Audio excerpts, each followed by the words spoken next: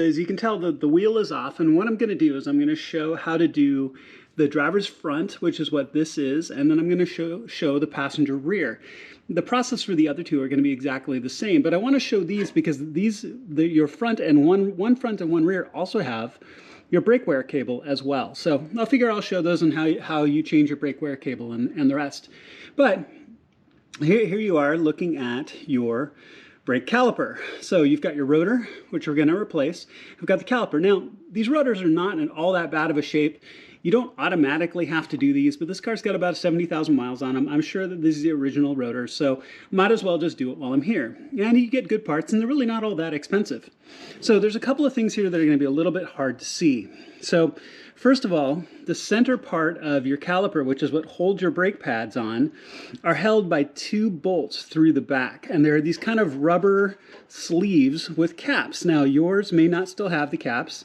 Depending on the maintenance of your car, it may or may not still have the caps.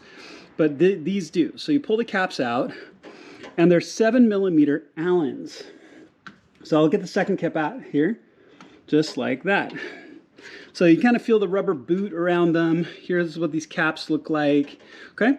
And I actually like these caps. If I find them missing or I know they're missing, I will order the replacement parts. So you pull those out, and you've got two 7mm, these very long-necked bolts that go through and hold the center part of your caliper in place.